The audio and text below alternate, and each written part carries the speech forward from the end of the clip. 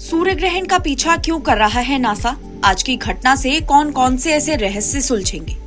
8 अप्रैल यानी आज होने वाले सूर्य ग्रहण बेहद खास होने वाला है और अमेरिकन स्पेस एजेंसी नासा इस मौके का भरपूर फायदा उठाना चाहती है। सूर्य ग्रहण के मौके पर नासा के 3 जेट प्लेन आसमान में 50,000 फीट की ऊंचाई पर उड़ान भरेंगे। इस स्टडी में जो डेटा हासिल होगा उससे सूरज और उसके रेडिएशन से धरती पर होने वाले असर को देखा जाएगा। जब धरती पर सूर्य ग्रहण होगा तब नासा की 3 टीम जेट प्लेन से उस ग्रहण का पीछा करके उसे स्टडी करेंगी। ऐसा इसलिए भी किया जा रहा है क्योंकि अमेरिका से इस तरह का सूर्य ग्रहण अब सीधा 20 साल बाद यानी 2044 में ही देखने को मिलेगा। 2024 का पहला सूर्य ग्रहण मुख्य रूप से अमेरिका और कनाडा में दिखाई देगा और भारत में नहीं।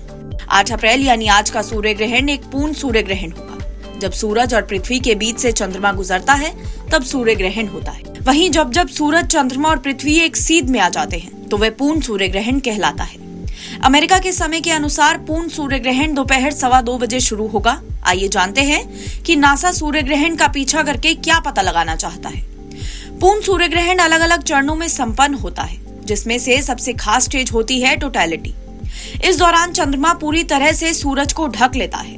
नासा की रिपोर्ट के मुताबिक ये इकलौता ऐसा समय होता है जब ग्रहण को बिना किसी चश्मे या प्रोटेक्शन के देखा जा सकता है। बाकी समय सोलर एक्लिप्स चश्मों का इस्तेमाल सुझाता है। ग्रहण को स्टडी करने के लिए भी ये समय मुफीद होता है। आम दिनों में सूरज की तेज चौंध में धरती से सूरज की कोरोना लेयर दिखाई नहीं पड़ती है, लेकिन टोटैलिटी में इसे देखा जा सकता है। नासा की 3 में 2 टीमें कोरोना की ही तस्वीर लेंगी। इससे जो डेटा हासिल होगा उससे कोरोना की संरचना और उसका तापमान का पता लगाया जा सकेगा। इस स्टडी में ये समझने की भी मदद होगी कि कैसे कोई कण कोरोना के जरिए सूरज से बचकर सोलर विंड बनाते हैं। सोलर विंड कणों का एक प्रवाह है जो लगभग 10 लाख मील प्रति घंटे की गति में सूरज से आता है। कभी कभी ये धरती के सैटेलाइट कम्युनिकेशन में भी उड़ान पैदा करता है। अमेरिकन एजेंसी की तीसरी टीम पृथ्वी के वायुमंडल की ऊपरी इलेक्ट्रिकली चार्ज्ड लेयर यानी आयनोस्फीयर को मापेगा। इससे मिले डेटा से पृथ्वी के वायुमंडल पर सूरज के प्रभाव को परखा जाएगा।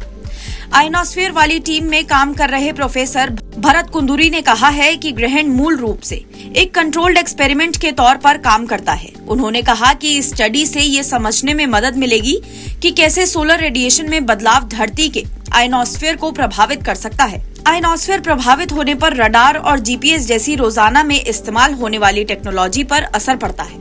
नासा ने इससे पहले भी ग्रहण के समय जेट का इस्तेमाल किया हुआ है। साल 2017 में पूर्ण सूर्य ग्रहण के दौरान भी ऐसे ही जेट प्लेन से सूरज के कोरोना की तस्वीर खींची गई थी। हालांकि इस बार ये जेट प्लेन बेहतर कैमरा सेटअप में लैस है।